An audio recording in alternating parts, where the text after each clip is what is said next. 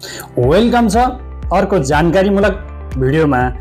आजको भिडियोमा नेपालीहरूलाई कसरी मुर्गा बनाइरहेछ, कसरी चाहिँ शिकार बनाइरहेछ, युकेमा बसेका मान्छेहरूले या अन्य देशहरूमा बसेको मान्छेले दुबईबाट कति चलाखीपूर्ण गरेको छ, सोशल मिडियाबाट कसरी ठगेको छ भन्ने बारेमा छ।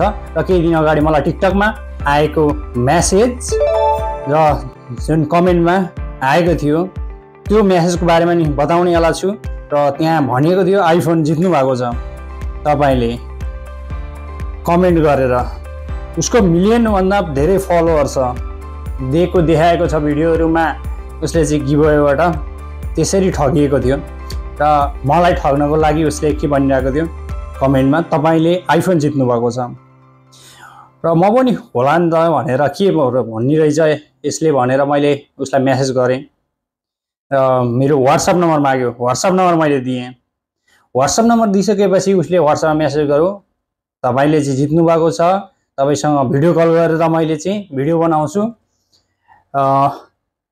भन्यो। त्यस पछाडि म अहिले एकछिन पछाडि कल गर्छु भन्यो। ठिक छ, म एकैछिन काम भ्याएर बसेँ। त्यस पछाडि के गर्छ, अब उसले चाहिँ मलाई पैसा हालिदिइसकेको छु इन्टरब्याङ्कमा, र त्यहाँबाट चाहिँ करेन्सी एक्सचेन्ज गर्नको लागि तपाईलाई चाहिँ ट्याक्स तिर्नुपर्ने हुन्छ भन्न लाग्यो। अनि इन्टरब्याङ्कले कल गर्छ भन्यो। इन्टरब्याङ्कले मलाई कल गर्नलाई पर्ने त नम्बरमा हो। अब उसले इन्टरब्याङ्क भनेर प्राइभेट नम्बरबाट आयो। अब मलाई त्यहीँबाट डाउट सुरु भइहाल्यो नि, होइन। प्राइभेट नम्बरबाट चाहिँ व्हाट्सएपमा कल गर्छ, त्यो पनि वान टाइम, एकचोटि सुनेपछि डिलिट हुने मेसेज। अब यो स्क्यामर हो, यो ठग हो भन्ने कुरा मलाई लागिसकेको थियो। त्यस पछाडि उसले फेरि के गर्छ, इन्टरब्याङ्कले कल गरेर चाहिँ तपाईँले ट्याक्स तिर्नुपर्ने हुन्छ 400 दिरहाम, मलाई यो चाहिँ अकाउन्टमा पठाउनुहोस्, तपाईँको नजिकैको एक्सचेन्जमा गएर पठाउनुहोस् भन्छ। अनि मैले किन पठाउने ट्याक्स, त्यसैबाट काटेर देऊ नि त मलाई, म ट्याक्स त्यसरी पठाउँदिनँ। करेन्सी एक्सचेन्जको लागि त्यत्रो धेरै पनि लाग्दैन, इन्टरब्याङ्क भनेको 5% म्याक्सिमम लाग्यो भने त्यति हो, नभए त्यति धेरै लाग्दैन। अनि मैले त्यत्रो चाहिँ किन पठाउने त 400 दिरहाम, त्यसैबाट काटा, आधा काटा, मैले जितेको हो भनेदेखि आधा काटा, आधा देऊ, यो भनेको। अनि उसले के भन्यो, तँलाई विश्वास लागेन, यहाँ हेर नेपालीहरूले धेरैले जितेछन् भनेर धेरैजनाको नामहरू पठाएको थियो। नाम, नम्बर, आइडी कार्डहरू, होइन, यस्तो कुराहरू उसले चाहिँ मलाई सेयर गरिरहेको थियो, पठाइरहेको थियो क्या। अनि धेरैजना नेपालीहरू यो दोलखातिरको कता कताको हुनुहुँदो रहेछ, धेरैजनाको त्यो यहाँ दुबई हुनुहुने, जो एकजना लेडिजहरू धेरै हुनुहुन्छ, जेन्ट्सहरू भन्दा पनि लेडिजहरू धेरै, म्याक्सिमम यसरी चाहिँ यिनीहरूले तरिकाले चाहिँ ठगिरहेको छ। त्यो विचार गर्नु होला, जब पैसा दिने कुराहरूमा तपाईहरूले व्हाट्सएपमा होस् चाहे फेसबुकतिर होस्, यस्तो धेरै चलिरहेको हुन्छ। इमोतिर कल गरेर म चाहिँ यस्तो हुँ उस्तो हुँ भनेर अलिक थर्काएर, अनि मलाई लास्टमा के भन्यो उसले भने, ठिक छ त त्यहाँ तिर्न चाहँदैनस् भने नेपालमा तिर्छस् त ट्याक्स भनेर चाहिँ उसले नेपालको आइडी नम्बर, एउटा ब्याङ्कको व्यक्तिको नर्मल खाता नम्बर पठायो। म नर्मल व्यक्तिलाई पैसा तिर्दिनँ, नर्मल सेभिङमा म पैसा तिर्दिनँ।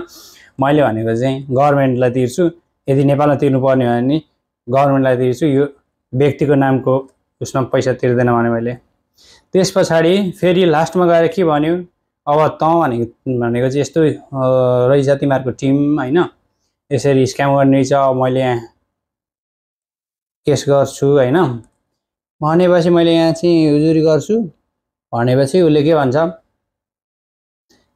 थर्काउन सुरु गर्यो। उसले, त कहाँ जान्छस्, के गर्छस्, हामीले थाहा छ, तेरो लोकेसन नम्बरबाट हामीले उ गर्छौँ भनेर चाहिँ मलाई धम्की दिइरहेको थियो कि। र त्यस्तै गरेर धेरैजनाहरूलाई उसले ठग्ने गरेको रहेछ।